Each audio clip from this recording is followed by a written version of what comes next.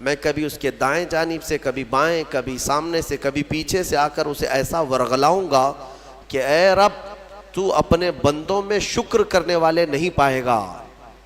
شیطان بھی کس چیز کی وہ کر رہا ہے چیلنج میں؟ شکر کرنے والے نہیں پائے گا مولا تو۔ اور اللہ نے قرآن میں فرمایا وَقَلِيلٌ مِّنْ عِبَادِيَ الشَّكُورُ، میرے بندوں میں شکر کرنے والے بہت کم ہیں، بہت کم ہیں۔ اب جب رحمان فرما رہا ہے تو پھر یہ جو انسانوں کی تعداد ہے، کوانٹیٹی ہے، اس میں اگر پرسنٹیج نکالا جائے تو وہ انگلیوں میں گنے جاتے ہیں جو شکر کرنے والے لوگ ہیں۔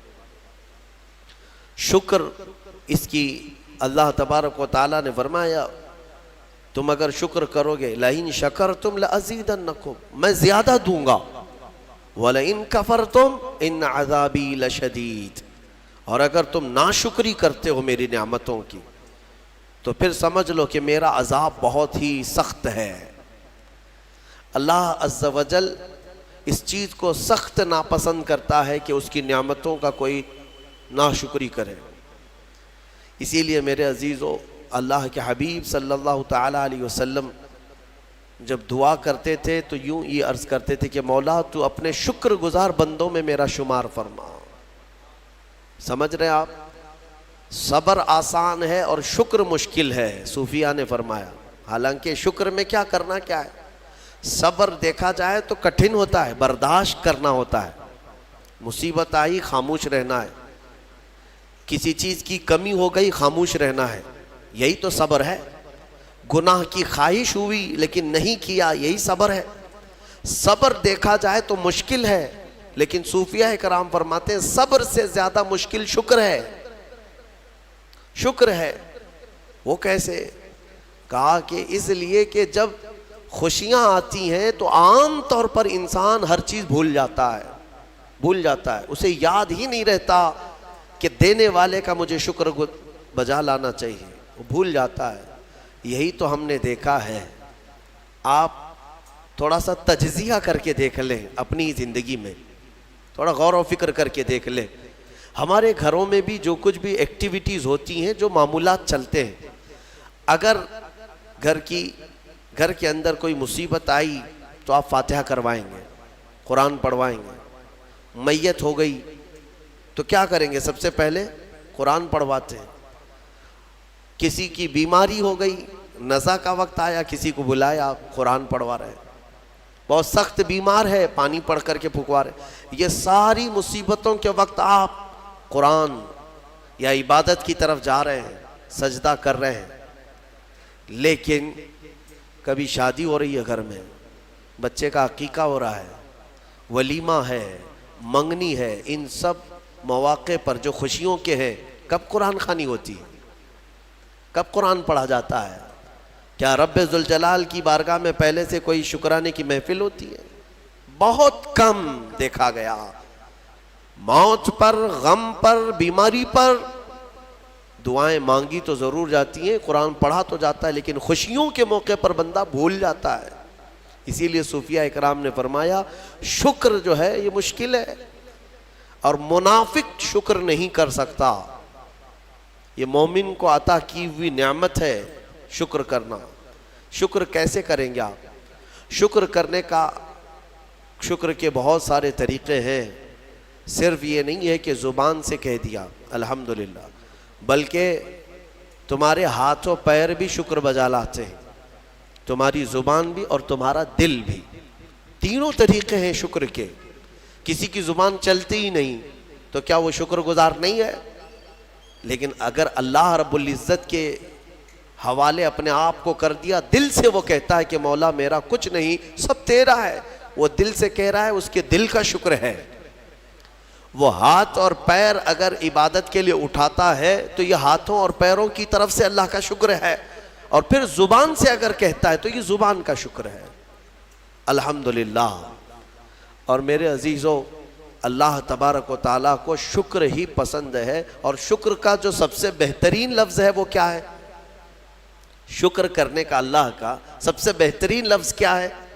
الحمدللہ۔ یہی ہے نا؟ آپ کو عادت ڈالی گئی ہے کہ کسی نے بھی اگر آپ سے پوچھا کہ طبیعت کیسی ہے تو آپ کیا کہتے ہیں؟ الحمدللہ. چاہے سر درد ہو ہی رہا ہو لیکن آپ کہتے ہیں الحمدللہ. یہ شکر کرنے کا سب سے بہترین لفظ کیا ہے؟ الحمدللہ. اب میں آپ کو بتاتا ہوں یہ سب سے بہترین لفظ ہے، اسی لیے دیکھو کہ اللہ نے اپنی کتاب، آخری کتاب قرآن بھی اپنے حبیب پر اتارا تو اس کا سب سے پہلا ورڈ کیا رکھا؟ الحمدللہ. الحمدللہ سے پورا قرآن شروع ہوا. پھر تم اگر مولا کی بارگاہ میں عبادت کے لیے کھڑے ہوئے، نماز کے لیے رکعت باندھے، امام اگر کہیں سے جہر میں شروع کیا تو کہاں سے؟ نماز میں بھی اگر امام قرات شروع کرتا ہے تو کہاں سے شروع کرتا ہے؟ الحمدللہ سے ہی شروع کرے گا. میرے عزیزو، اتنا ہی نہیں بلکہ روایتیں ملتی ہیں کہ آدم علیہ السلام کو جب پیدا کیا گیا اور ان کے جسم میں روح ڈالی گئی، آپ کو چھینک آئی، سب سے پہلے آپ کی زبان سے نکلا الحمدللہ. اس سے اندازہ کرو کہ میرا مولا شکر پسند کرتا ہے، شکر پسند کرتا ہے. اسی لیے 30 سے زیادہ مرتبہ تم سے پوچھ رہا ہے مولا کون کون سی نعمتوں کو جھٹلاؤ گے؟ تم اللہ رب العزت کے آگے سیرنڈر ہو جاؤ، سپرد ہو جاؤ کہ مولا نہیں، میں تیری کسی نعمت کا انکار نہیں کرتا. تمہیں اندازہ بھی نہیں ہے تمہارے پاس نعمتیں کیا کیا مولا نے دیا ہے، تمہیں اندازہ بھی نہیں ہے. وَإِن تَعُدُّوا نِعْمَةَ اللَّهِ لَا تُحْصُوهَا. اللہ فرماتا ہے اگر تم گننا چاہو گے اللہ کی نعمتیں ہرگز گن نہیں سکو گے. کیسے گنیں گے؟ ایک بزرگ نے لکھا ہے کہ اگر کوئی طے کر لیا، توجہ چاہتا ہوں، شیخ سعدی رحمۃ اللہ علیہ کے حوالے سے یہ بات ملتی ہے، کسی نے طے کر لیا کہ میں اللہ کی ساری نعمتوں کا شکر بجا لاؤں گا، اس نے جو بھی میری نعمتیں دی ہیں سب نعمتوں کا میں شکر بجا لاؤں گا. ٹھیک ہے، تمہاری زبان اللہ نے دیا ہے، یہ ایک نعمت ہے. ناک نعمت ہے، کان نعمت ہے، آنکھ نعمت ہے، ہاتھ ہیں، انگلیاں ہیں، پورے جسم میں ایک ایک عضو اللہ کی نعمت ہے. پھر پلس اس کے علاوہ جینے کے لیے جو یہاں پر گھر دیا یہ نعمت ہے، زمین پر چلنے کی طاقت دی یہ نعمت ہے، اور سونے کے لیے ہمیں بستر دیا، پہننے کے لیے کپڑے دیا یہ نعمت ہے، رشتہ دار دیا یہ نعمت ہے، اولاد دیا یہ نعمت ہے، ماں باپ دیا یہ نعمت ہے، اچھے دوست دیا یہ نعمت ہے، اسلام دیا یہ نعمت ہے، ایمان پر رکھا یہ نعمت ہے، اپنے آخری نبی کی امت میں پیدا کی یہ نعمت ہے. یہ ہزاروں نعمتیں ہیں. لیکن اگر تم چلو طے کر لیتے ہو کہ میں اللہ کی ساری نعمتوں کا ایک ہی بات دیگرے شکر بجا لاؤں گا، اے اللہ تو نے مجھے زبان دی الحمدللہ، تو نے مجھے ناک دی الحمدللہ، سب نعمتوں کا شکر کرنے کا اگر کسی نے ارادہ کر لیا تو شیخ سعدی فرماتے ہیں تو پہلے وہ بیٹھ جائے، اس کو اللہ نے جو سانسیں دی ہیں نا یہ سب سے بڑی نعمت ہے. ایک سانس اندر جاتی ہے یہ نعمت، سانس باہر نکلتی ہے یہ نعمت.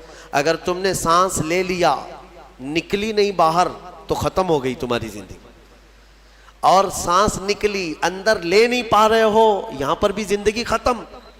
سانس لینا ایک نعمت، سانس باہر چھوڑنا یہ ایک نعمت. شیخ سعدی فرماتے ہیں اور ہر سانس نہیں ہوتی ہے، پرانی سانس نہیں آئے گی، پھر ہر سانس نہیں ہے تو ہر سانس کے بدلے ہی تم اگر الحمدللہ کہتے رہ جاؤ گے تو زندگی گزر جائے گی سانسوں کے شکر پر، باقی نعمت